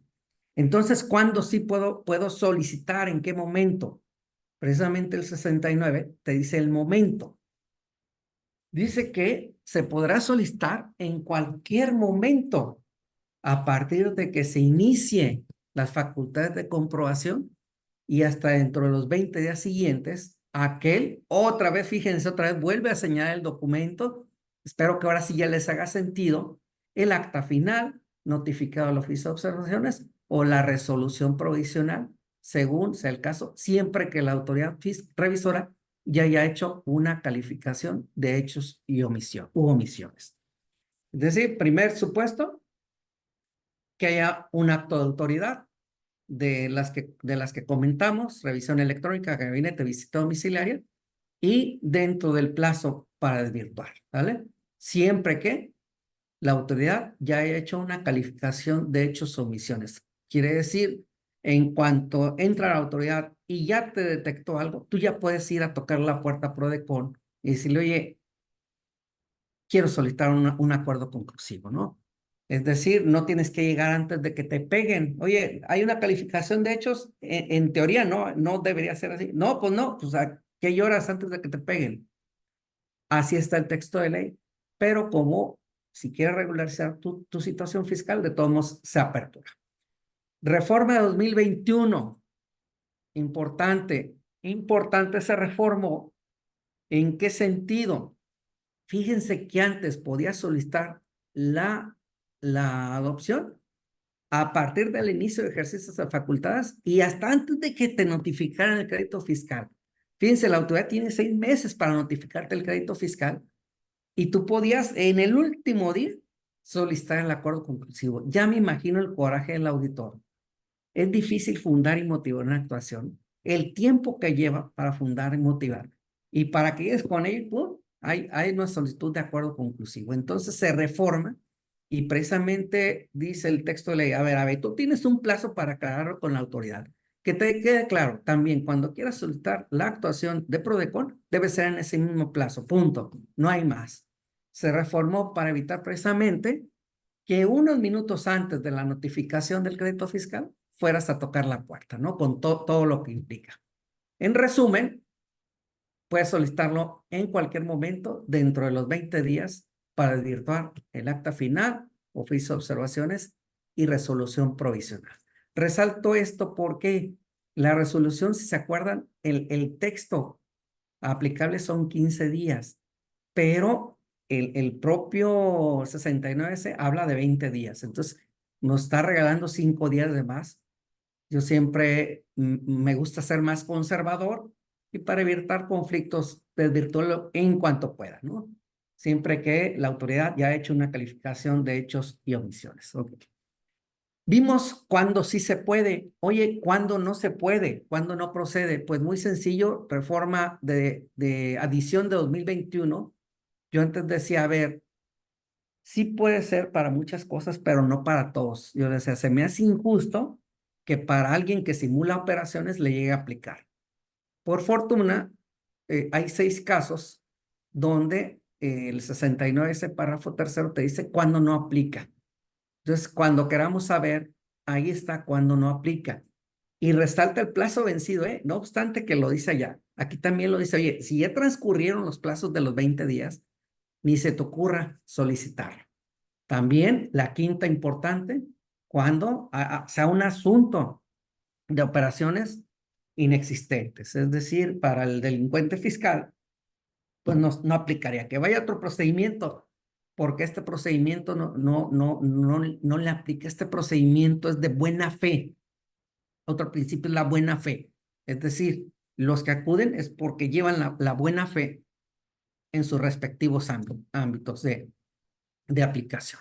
Ok, entonces vimos cuándo sí, cuándo no. Oye, ¿ante quién lo tramito y cómo lo tramito? ¿Ante el SAT? Sería la pregunta. ¿Ante el IMSS o ante Prodecon? 69D de Código Fiscal de la Federación nos dice, bueno, de entrada les digo ante quién se interpone, se solicita ante Procuraduría de Defensa del Contribuyente, y hay tres formas dos, porque una ya desapareció, y solo queda la personal a través de oficialidad de partes. El correo electrónico recientemente desapareció por la inseguridad jurídica que tenía, y el nuevo es el SERAC, el Sistema Electrónico de Recepción de Solicitudes de Acuerdos Conclusivos. Precisamente nace para un control de presentación. El correo electrónico estuvo vigente hasta el 30 de junio de 2024, entonces ya nada más nos queda presencial y el sistema el famoso SERAC. Si tienen tiempo, dense una vuelta ahí a la página de la Prodecon, y ahí está muy sencillo cómo puedes solicitarlo. Bueno, hay un formato, o también mediante escrito libre. Les sugiero siempre utilicen los formatos. Y también está el famoso sistema electrónico de recepción de acuerdos conclusivos, ¿sale? Entonces ahí pueden escanear su cámara allá y pueden entrar. Y la verdad es que son páginas muy amigables. Lo primero que tienes que hacer, si es a través del sistema, es registrar tu usuario. Es muy sencillo. Incluso hay un tutorial, digo, no lo vamos a ver para que no nos gane el tiempo y dejar espacio para las preguntas, pero hay un tutorial cómo registrar tu usuario precisamente en el SERAC. Y ahí viene los campos que vas llenando: correo electrónico, tu contraseña, confirmas tu contraseña. Para ingresar, vas a ingresar con tu correo y tu contraseña.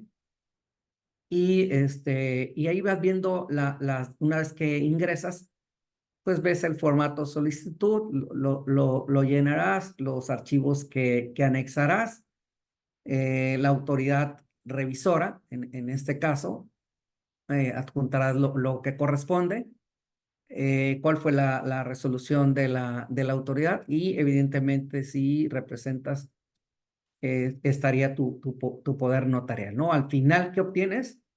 Pues un acuse de recepción es justamente con un folio único, y te señala la fecha y la hora de recepción. ¿Por qué? Esto es muy importante por los plazos. Aquí hasta el último segundo, al último segundo cuenta, ¿verdad? Muchas veces estamos indecisos, si voy, no voy, y a veces hasta el último tomamos una decisión, ¿vale? Entonces, el acuse contiene, y recibirás en el correo electrónico el acuse de los datos de tu solicitud, ¿no? Esta página, Prodecon, recibes el acuse de manera inmediata. Eso es muy bueno. No estás con la incertidumbre de llegó o no llegó, y tiene datos que a ti te sirven, ¿no? Cuando haces el escrito, bueno, ahí viene, realmente no me quiero detener, pero como haces los escritos, nada más cuida que contenga los requisitos. Finalmente, yo siempre le digo, acérquense a Prodecon. La verdad, yo siempre lo he dicho, he sido tratado muy bien en Prodecon cada vez que lo he requerido. Ahí vemos un ejemplo, y llama la atención. Voy a mover el cursor ahí. Fíjense cómo aquí es la primera vez que el suscrito solicita. Bueno, si es la primera vez, aquí hay que ponerlo. ¿Por qué? Si es la primera vez, tienes un beneficio. Si son las posteriores, tienes otros beneficios. Entonces, yo creo que quede bien claro si es la primera vez o no, o si te quieres acoger a los beneficios de la primera vez o no. ¿Sale? Entonces, no vamos a entrar, porque también, sí hay estudiantes de Derecho, pero también hay gente que no está en el área de Derecho. Entonces, los podemos aburrir. Y obviamente, no porque lo envíes ya, ya fue recibido y ya se inicia el procedimiento, ¿verdad? La Prodecon seguramente, si falta algún documento, te lo va a requerir y todo, así como todos los elementos que que considere necesario para el buen fin de lo que se pretende, ¿vale? Y eso dice el 69D, justo lo que vimos acá. Dice el 69D, dice el contribuyente que opte por el acuerdo conclusivo, fíjense, lo tramitará ante quién, ante Prodecon. No es ante el SAT, no es ante el seguro, es ante Prodecon, porque dijimos que es el testigo de lujo el que en esta ocasión. Y en el escrito inicial, fíjense, dice, deberá señalar hechos y omisiones. No crédito fiscal, hechos y omisiones. Es decir, ¿qué te está diciendo la autoridad? ¿Sale? ¿Por qué no estás de acuerdo? Tu opinión, etc. Y puedes adjuntar la documentación necesaria.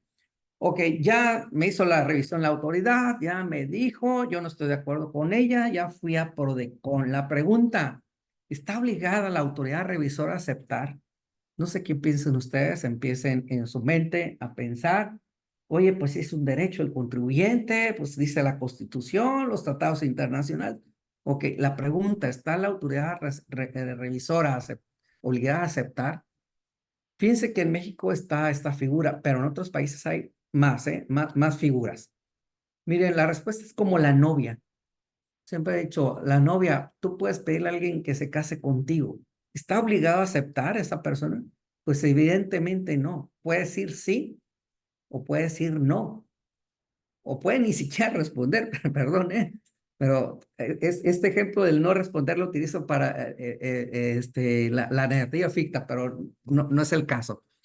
Pero puede decirte sí o puede decirte no. Entonces, recibida la solicitud por la Prodecon, dice, requiere a la autoridad revisora para que en un plazo de 20 días manifieste si acepta o no los términos en los que se plantean, los fundamentos y motivos por los cuales no acepta, o bien puede decir la autoridad, a ver, yo te voy a hacer una contrapropuesta. Y es lo que dice, exprese los términos en que procedería. ¿Sale? La pregunta es, ¿puede no atender la solicitud? Es decir, no dice ni sí ni no y no lo atiende. Miren, de que puede, pero no le conviene al servidor. Uno, por la mancha. Y dos, como el texto dice, el párrafo tercero, que dice que si la autoridad revisora no atiende el requerimiento, se procede a la imposición de una multa precisamente al servidor. Imagínense los efectos que va a tener para él. ¿Vale? Oye, ¿en cuánto tiempo concluye el procedimiento? Es muy sencillo. El 69E dice que una vez que acuse de recibo la respuesta, el Prodecon tiene un plazo de 20 días para concluir el procedimiento. Lo cierto es que los plazos se alargan por distintas circunstancias. Veíamos ayer que tienen 12 meses y en términos generales el promedio, a lo que he visto, se llevan 4 meses, ¿no? Es importante saberlo, no es tan rápido. Digo, no es, imagínense, no estar de acuerdo en alguien y resolverlo rápido, tampoco es tan rápido. Y por ello, porque puede haber diferencias, pues se hacen mesas de trabajo previstas en el propio Código Fiscal de la Federación, precisamente para lograr siempre las decisiones en común acuerdo, consensuada entre quién, entre la autoridad y el contribuyente. Esto es importante. Una vez que se ponen de acuerdo, fíjense cómo dice, de concluirse el procedimiento con la suscripción, debe firmarse por el contribuyente y la autoridad revisora, así como la Procuraduría. Por ello se firma, ¿ok? Oye, si no, pues no, entonces no se firma el acuerdo. Habrá un documento de que no hubo acuerdo, seguramente en Prodecon, pero solo si se logra el acuerdo, ¿sale? Mesas de trabajo, ya lo comentamos. En resumen, Prodecon cuenta con 20 días para concluir. Eso es, en teoría, la verdad es que se alargan. De suscribirse, se firma por las partes y habrá mesas de trabajo. Y el último tema que me ocupa para dejar espacio a preguntas y respuestas y no tocar otros temas que me encantaría darlos, pero siguen para las demás sesiones, es la suspensión de plazos. La pregunta que nos podemos hacer, ¿qué pasa con el derecho a la defensa? ¿Se pierde la instancia? Para los estudiantes de derecho, acuérdense que hay instancias y hay plazos para ejercer la defensa. La pregunta es, ¿se pierde? Traten de responder y ojo, hay procedimientos que no suspenden plazos. Ok. Y la tercera, oye, ¿y la actualización de las contribuciones? Es decir, todo el tiempo en que no hemos decidido si tiene o no la razón el fisco, si llego a perder el contribuyente, el tiempo que transcurrió entre lo que se solicitó la adopción y se llegó al acuerdo o al no acuerdo, ¿qué va a pasar con los accesorios, con la actualización, con los recargos? Pues muy sencillo, de una vez les comento, la actualización de contribuciones y recargos no se suspenden, ¿eh? Continúan vivos, es decir, oye, el fisco decía que debías 1,000,000 y al final quedaron 500,000. Ah, pues vas a pagar actualización y recargos por ello, ¿eh? ¿Desde dónde? Desde donde debiste haberlos cubierto hasta el momento en que liquidas ello. Entonces, ojo con los accesorios, no paran los accesorios. Digo, qué bueno que los plazos son muy cortos, pero si lo que se tarden les está costando al contribuyente. Ojo con ello, ¿sale? Oye, y los otros plazos, primero hay que entender esta diferencia entre suspensión e interrupción, aprovechando el viaje. Son dos términos distintos, suspensión e interrupción. Y todo tiene que ver con el tiempo. Yo siempre en mis clases les digo, mira, muy fácil, seguramente tú de chico jugabas fútbol. Y bueno, a mí me tocó jugar en la calle, es la realidad, en aquellos ayeres hace muchos años. Y venía un coche y decía uno, tiempo, tiempo, se paraba el tiempo, ¿no? Y así en el fútbol, la suspensión indica que se detiene el plazo en el transcurso del tiempo. Es como detener el reloj y en cuanto se termina la restricción, continúa corriendo el reloj. Es como en un juego de fútbol, hay un jugador que cae lastimado, ¿qué hace el árbitro? Detiene el reloj. Es decir, si hay 90 minutos, detiene el reloj y una vez que el jugador se ha incorporado, reanuda el juego y reanuda el reloj. Así las autoridades fiscales. Oye, en este caso, bueno, habrá suspensión de plazos. ¿Por qué? Por seguridad del contribuyente y por seguridad de la autoridad, porque si no le estuvieras comiendo el tiempo. Y la interrupción en materia fiscal, ojo, es cuando el plazo se reinicia. Es decir, vuelve a cero, ¿eh? Tenía 5 años. La disposición dijo, se interrumpe el plazo. Ah, vuelve a contar el tiempo desde el minuto 1. Es como un penalti, ¿no? Se repite. Entonces, lo que nos interesa ahorita es la suspensión. Y el 69C dice que el procedimiento del acuerdo conclusivo suspende los plazos a que se refiere el 46A primer párrafo, 50 primer párrafo, 53B y 67 sexto párrafo. ¿A partir de qué? Del que el contribuyente presente. Fíjense, esto es bien importante, por eso el acuse de recibo. No es cuando la autoridad fiscal lo recibe, es desde el contribuyente presente a la Procuraduría la solicitud. Todavía no sabemos si procede, pero de que la presente ahí se para el tiempo y hasta que se notifique a la autoridad revisora la conclusión del procedimiento. Fíjense qué amplio margen, digo, qué bueno que hasta que se notifique a la autoridad revisora, porque la autoridad revisora tiene que ser sabedora de cuándo concluyó el procedimiento. Entonces, los plazos, de esos artículos quedan suspendidos en el tiempo. ¿Qué plazos? Muy sencillo. El 46A que se refiere a ese primer párrafo es para concluir las visitas domiciliarias. Imagínense una autoridad, la autoridad en general tiene 12 meses para concluir una visita domiciliaria. Oye, pues caray, se suspende el tiempo en lo que se resuelve, ¿vale? El plazo para emitir liquidación es 6 meses. Se suspende, es decir, le está dejando a salvo los derechos a la autoridad. Plazo para concluir revisión electrónica, 6 meses. Entonces, para las facultades de comprobación pueden ser de 5 a 10 años. Entonces, cuando se instaura un procedimiento, el plazo se suspende. Obviamente esos plazos son generales, hay excepciones, pueden ampliarse con ciertas particularidades. Y por último, hay una pregunta recurrente. Oye, entonces pierdo mi derecho a la defensa. La respuesta sí, no y no y sí. Ay, a ver, ¿cómo es eso? Mira, muy sencillito. El 69 dice que precluye el derecho de defensa cuando la reforma de 2021 dice que en contra de los acuerdos conclusivos alcanzados y suscritos por el contribuyente o autoridad no procede medio de defensa alguno ni procedimiento de resolución de controversias para evitar doble tributación, ¿no? Dice, me voy al último, los acuerdos solo surten efectos entre las partes y en ningún caso generarán precedentes. Ahorita me voy a regresar a este último, entonces ya no tengo derecho a la defensa. No, no, ojo, contra lo que alcanzaste y suscribiste, pues ya no. ¿Por qué? Ya no tiene caso. Si tú ya te pusiste de acuerdo que no era rojo y al final los dos dijeron que era verde, pues si estás viniendo a tocar a cada rato, pues va a ser el tiempo de no acabar. Si lo que ya te pusiste de acuerdo ya, por eso está el testigo de lujo.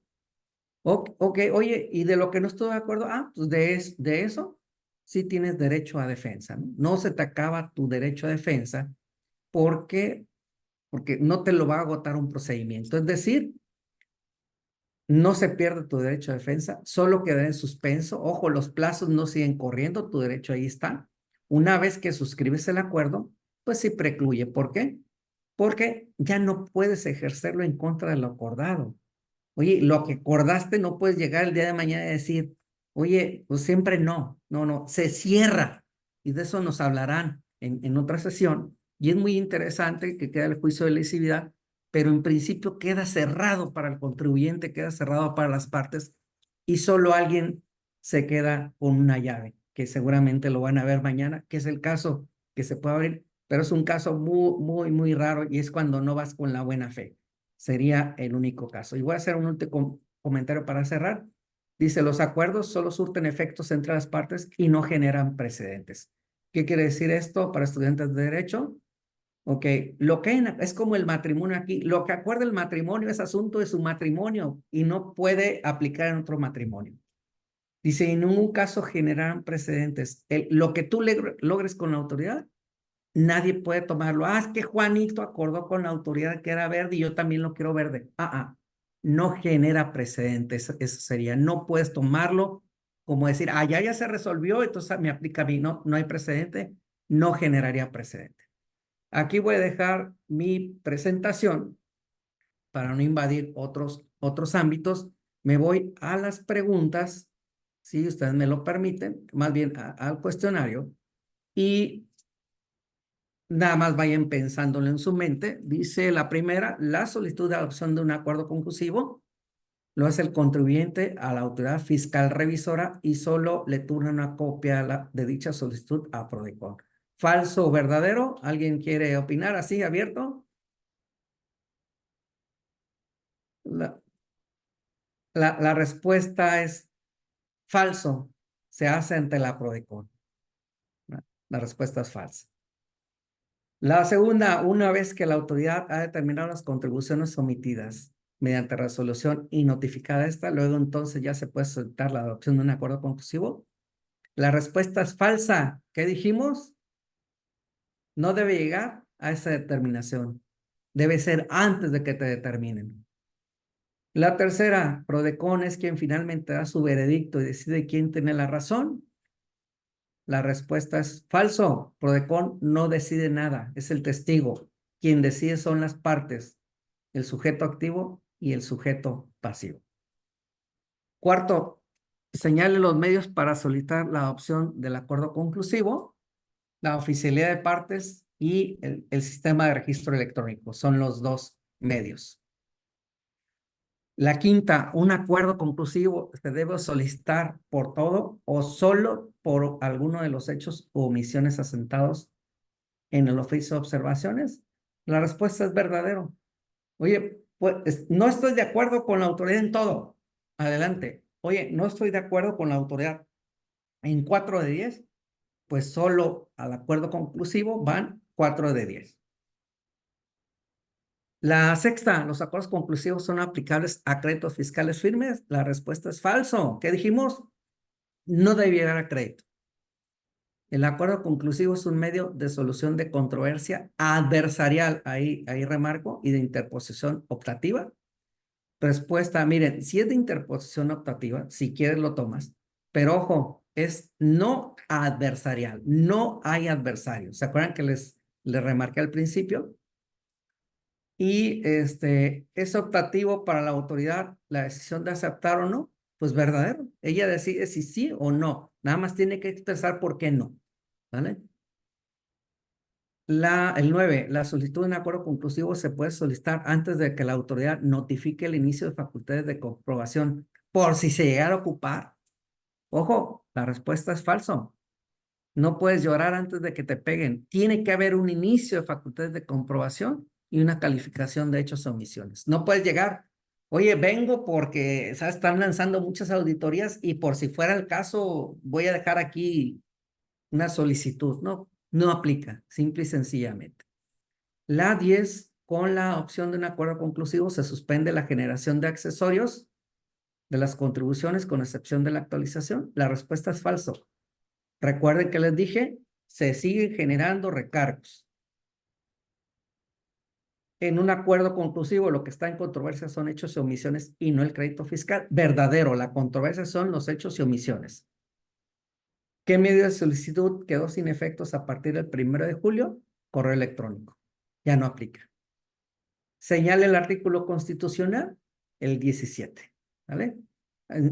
Así en grandes rasgos, un poquito rapidito, bueno, pero espero que haya quedado un panorama general y generalizado para todos ustedes. No sé, sus preguntas, todavía nos queda tiempo. Ay, es el chat. Hay varias preguntas, doctor. Igual se las voy dictando. Viene. Espere. Primero, ¿quiénes están obligados a darse de alta en el Registro Federal de Contribuyentes? Toda persona en México, toda persona mayor de 18 años está obligada a inscribirse al Registro Federal de Contribuyentes, realice o no actividad económica. ¿A qué se refiere la obligación que tienen los contribuyentes de llevar contabilidad? Contabilidad es registrar tus operaciones económicas con una técnica que se llama contabilidad y se registra precisamente en programas especializados de contabilidad. Va a registrar todas las operaciones que realiza la empresa, compras, ventas, compras de activos, utilidades, deudas, créditos. Muy bien, gracias. ¿Qué son las facultades de controlación de las autoridades fiscales? Lo explicaba en las diapositivas. Acuérdense que tenemos derechos y obligaciones. Es una obligación de contribuir, pero la autoridad tiene que efectuar la revisión y para ello tiene una potestad que se llama la facultad. La facultad es decir, está autorizado para ir a verificar que cumplas tus obligaciones. ¿A qué se refieren con los accesorios? Los accesorios, ok. Cuando no pagas oportunamente lo que debes, déjame pensar en una tienda comercial que le debas a Liverpool, no a una tienda, para no poner nombres, pues estamos a nivel nacional. ¿Qué hace? Te cobra intereses, ¿verdad? Y hasta intereses moratorios. Es exactamente el Estado. El Estado dice, a ver, yo tenía que recibir 1,000 pesos, pero eso era hace 3 años. Con 1,000 pesos yo compraba 100 manzanas, pero ahorita para comprar 100 manzanas ocupo 1,200. Entonces lo que hace es, te cobran y además dice, oye, si yo hubiera tenido ese dinero en el banco me generaría interés. Pues no, tú me pagas el interés y le llamo recargos. Entonces, como quien dice, termina, los recargos son intereses que le pagas al Estado, en el fondo. ¿De qué me sirve que me dé de alta como contribuyente? No es que te sirva, es una obligación que tenemos de inscribirnos al Registro Federal de Contribuyentes y el Estado le sirve para muchas cuestiones, ¿no? Digo, y al final por los distintos medios que tiene de captación de información, no les dé miedo darse de alta. Finalmente somos captados de una u otra manera. Mm,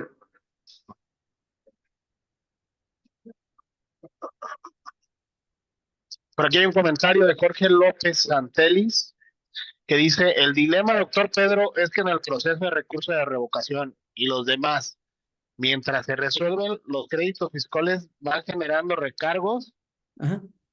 Y actualización, igual y a veces, perdón, eso extingue a las empresas o afecta preponderantemente a las personas físicas por ser monumentales. sí, lo que pasa es que un tipo de defensa de puede ser muy largo del que comenta el compañero y entonces los créditos se vuelve una bola de nieve. Por eso qué bueno que está el acuerdo conclusivo, porque precisamente para evitar que se te haga un crédito impagable, puedes llegar antes. Y no quiero adelantarme, pero hay un beneficio muy sustancioso de multas y no lo voy a comentar, porque el compañero que le toque ese tema no se lo voy a quemar, ¿no? Entonces, yo siempre en mis clases de derecho le digo, miren, el fisco, el Estado quiere que nos regularicemos y en el Inter nos va aventando dulces. Pero si tú ya no entiendes, pues el castigo, el sicario cuesta, les digo, te va a aventar un dulce de una reducción del 100, te va a aventar un dulce de una reducción del 30, de una reducción del 20, de otra reducción. Pero si tú no entiendes, o si de plano lo tuyo es contrario a derecho, pues debes entender que va a costar, ¿verdad? Y sí, hay momentos en que, caray, pues ya no hay liquidez en las empresas, también es otra realidad. Creo que en el punto medio es también otra realidad. Yo lo dije hace rato, el crédito fiscal es muy caro, lo ideal es no llegar a él. ¿Cuáles son las controversias más usuales? Ahorita, la materialidad de operaciones. Es decir, ya no basta con que tengas la factura.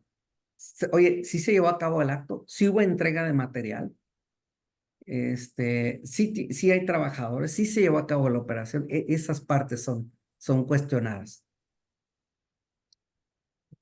Martina Velázquez Pérez pregunta: ¿qué es adopción de acuerdo conclusivo? Otra vez, ¿adopción de qué? ¿Qué es adopción del acuerdo conclusivo? Adopción es suscribirlo, que es firmarlo, decir, adherirte. Es como cuando vas a un club deportivo, oye, quiero suscribir, que quiero ser socio de este club. En este caso es una figura fiscal, donde dice, a ver, quiero llegar a un acuerdo con la autoridad fiscal, sí, pero hay que firmarlo. Entonces, esa firma es la adopción, es la suscripción, es que te adhieres a lo que acordaron y quedó sentado en un documento en el cual hay un testigo de lujo que es Prodecon. Pues pareciera que es todo, doctor. ¿Me preguntas? ¿Alguna otra? ¿Por ahí queda alguna pendiente? Levante Doctor la Pedro, mano. Dígame. hacerles el comentario, ¿qué pasa en caso de incumplimiento del acuerdo conclusivo en caso del contribuyente? Adelante. ¿Quiere participar o en preguntas? Para que se los comente usted. Mire, con gusto lo comento, pero ¿por qué no lo comenta ustedes que lo tienen como Prodecon? Adelante. Miren, bien, como bien lo señala, es tema de mañana, pero lo vamos a analizar un poquito. Ajá. Es el tema de cuando solicitan probablemente un pago en parcialidades, una compensación, y el pago en parcialidades, evidentemente, esto incluye que sea diferido a través de diferentes meses. Entonces, como el acuerdo conclusivo tiene un plazo, que fue una de las preguntas que también hicieron aquí en el chat que respondí, tiene un plazo de 12 meses a partir de que presentan la solicitud de acuerdo conclusivo. Si está todavía en el tema del pago en parcialidades y no se llega a cumplir con las parcialidades, se deja sin efectos todo y la autoridad puede cobrar el saldo insoluto del crédito. Así ¿Sale? es. Sí, la autoridad no se va a quedar con los brazos cruzados, eso nos debe quedar bien claro. Siempre habrá un funcionario, acuérdense que se actúa como Estado. Entonces, a lo mejor tienes el cuate que te aguanta, pero llegará otro y tiene que ejercer las facultades y agotar el procedimiento. O sea, eso no se va a detener. Y es como cuando logras un acuerdo de un dinero que debías. Oye, incumplimiento de contrato, los que están estudiando derecho, ¿no? ¿Cómo va? Pues con todo, porque ya tu credibilidad, pues, imagínate, no cumples ni lo que ya acordamos. Entonces, antes de que dilapes los bienes, ¿no? Y lo que pasa es de que les actualizan el crédito, multas y recargos y se los... No, es No, no, no. impagable, o sea, se vuelve impagable. Yo siempre he dicho, entre más te tardes, más te cuesta. Y si te resistes, hasta el sicario, le digo, el sicario es el liquidador, ¿no? El ejecutor, te va a costar, o sea, eso siempre se los he dicho en clase. Entonces trata de arreglar tu situación fiscal, porque además puede traer otros efectos colaterales, la liquidez que te puede afectar, se te pueden cerrar líneas de crédito, hay proveedores, clientes en el extranjero que tienes un problema fiscal y te dejan de consumir, la participación en obra pública te puede ver afectada, una manchita por ahí, entonces lo mejor es tener un expediente limpio. Yo siempre les he dicho, a ver, si el negocio no te da para pagar impuestos, es que no es negocio, ciérralo, busca otra cosa, pero no te estés queriendo financiar con los impuestos. Acuérdese que para pedir trabajo, ya dámese como empresa, como persona física, nos piden nuestra constancia de situación fiscal. Y si la tenemos negativa, es muy probable que nos rechacen. Sí. Pues gracias. Espero ya estamos en último el tiempo, haya sido de su agrado la charla. Yo la verdad que me adapto a todos los escenarios. He tenido la fortuna o tengo la fortuna de tener de distinto nivel de estudio, hablar al público en general.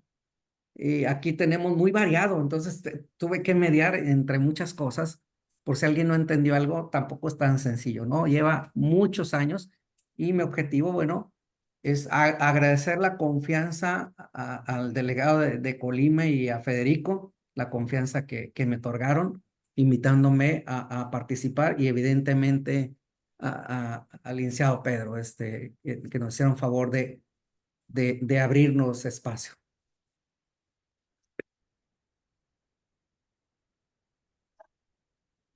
Si no hay algo Gracias, más, doctor. Muchísimas gracias, doctor Pedro Flores García, director de la Facultad de Contabilidad y Administración de la Universidad de Colima. Y vamos a hacer los micrófonos para despedir esta transmisión al licenciado Pedro Chapa Salinas, director general de vinculación con organizaciones de la sociedad civil. Adelante, licenciado Pedro.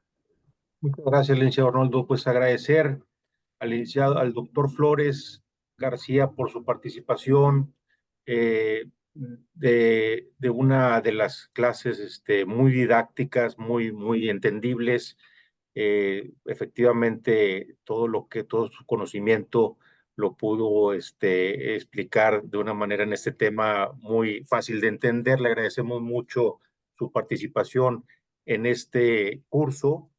Y pues agradecemos a todos los asistentes, a todos los participantes que estuvieron muy atentos, alumnos, maestros, personal de la Secretaría de Gobernación, personal de la Prodecon, agradecerles su participación e invitarles el día de mañana a sintonizarse de nuevo a las 11 de la mañana para seguir con los demás temas que nos van a brindar. Agradecerles mucho su participación y un fuerte abrazo a todos. Gracias. gracias.